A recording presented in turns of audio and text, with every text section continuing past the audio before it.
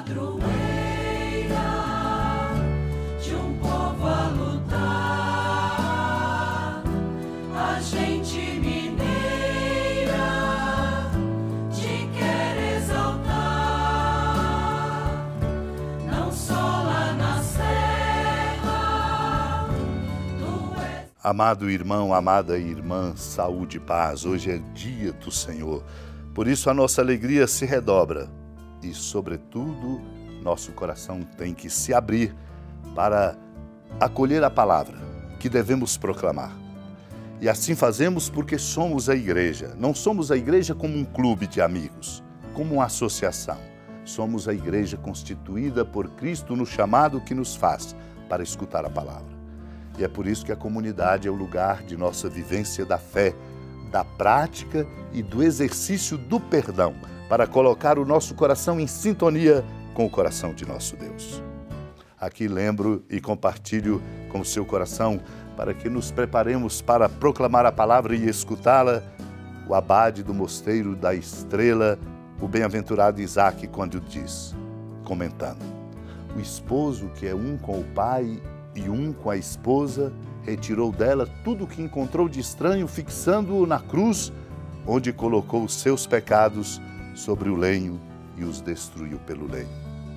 Cristo participa assim da fraqueza da esposa, a igreja, e do seu gemido, e tudo se torna comum entre o esposo e a esposa. Cristo é o esposo da igreja. A igreja é a esposa de Cristo. A honra de receber a confissão e o poder de perdoar os pecados, a igreja recebe do esposo. Daí a razão daquela palavra do Senhor: vai mostrar-te ao sacerdote. A igreja, portanto, não pode perdoar coisa alguma sem Cristo. E Cristo nada quer perdoar sem a igreja. E como a igreja não pode perdoar senão ao que está arrependido, isto é, ao que já foi tocado por Cristo, Cristo não quer reservar perdão algum para aquele que despreza a igreja. Cuida, pois, diz o bem-aventurado Isaac, de não separar a cabeça e o corpo.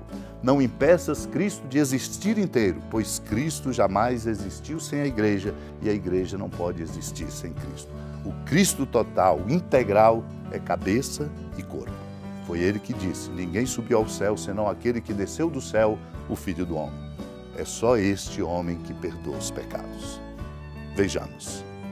Naquele tempo, Jesus disse a seus discípulos: se o teu irmão pecar contra ti, vai corrigi-lo, mas em particular, a sós contigo. Se ele te ouvir, tu ganhaste o teu irmão.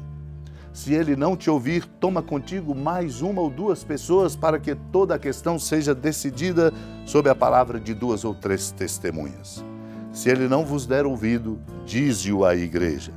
Se nem mesmo a igreja ele ouvir, seja tratado como se fosse um pagão ou um pecador público.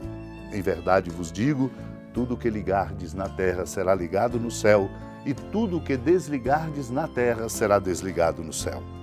De novo eu vos digo, se 2 de vós estiverem de acordo na terra sobre qualquer coisa que quiserem pedir, isto vos será concedido por meu Pai que está nos céus. Pois onde 2 ou 3 estiverem reunidos em meu nome, eu estou ali no meio deles. Amado irmão, amada irmã, enorme o desafio posto a cada um de nós. O desafio de vivermos em comunhão, de prezarmos a solidariedade fraterna entre nós. Isto só se faz com a capacidade espiritual, humana e moral de perdoar. Perdoar, ajudando o outro a dar um passo na direção daquilo que o reconstitui na sua dignidade. Para isso é preciso também corrigir. Muitas vezes deixamos de dizer uma palavra que produz a correção e o caminho novo para quem precisa.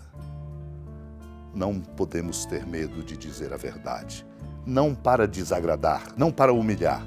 Embora seja verdade, muitas vezes estamos fechados e não gostamos de correção, porque vamos nos acostumando sempre a pensar: o que eu penso é o correto, o que eu escolho é o que deve ser. E por isso cristalizamos o nosso coração e não acolhemos a correção.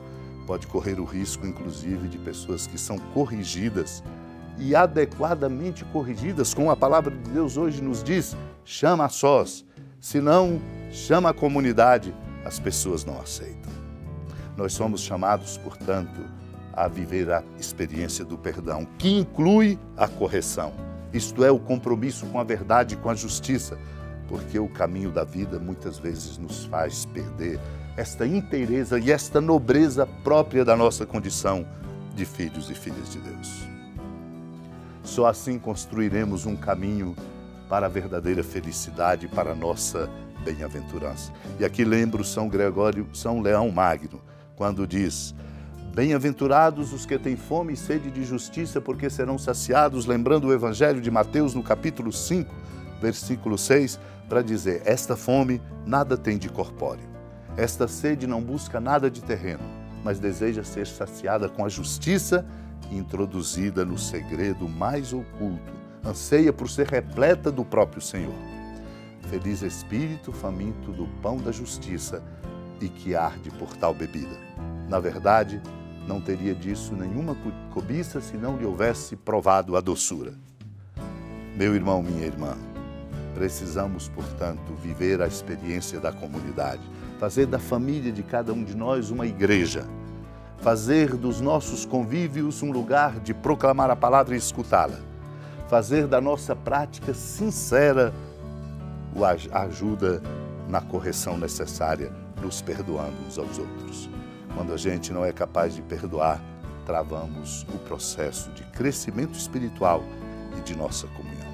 Vamos pedir, sobretudo hoje, unidos, porque precisamos de tanto perdão e de tanta conversão e correção, pedir a graça de sermos capazes de perdoar e de recebermos o perdão de que precisamos. Supliquemos.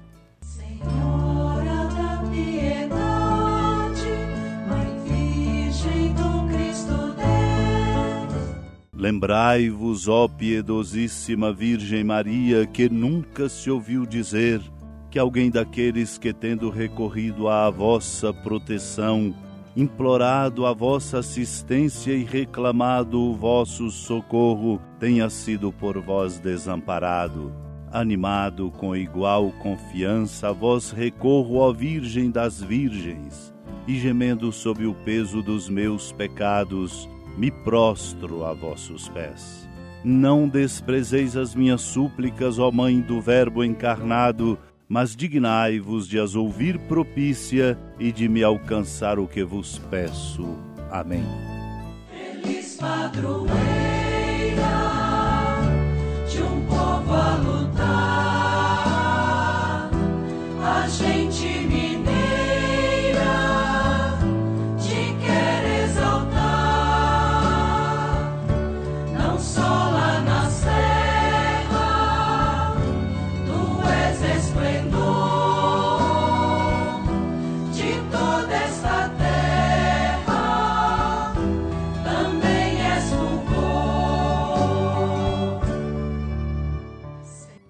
Amado irmão, amada irmã, com alegria da ermida da padroeira do Estado de Minas Gerais, a Senhora da Piedade, que da sua casa de clemência e bondade nos acompanha e nos abençoa do alto da serra, a magnífica arquitetura divina, a bênção de Deus, amor misericordioso.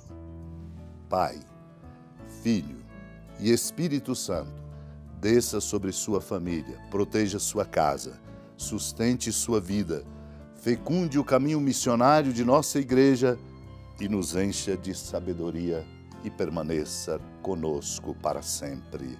Amém.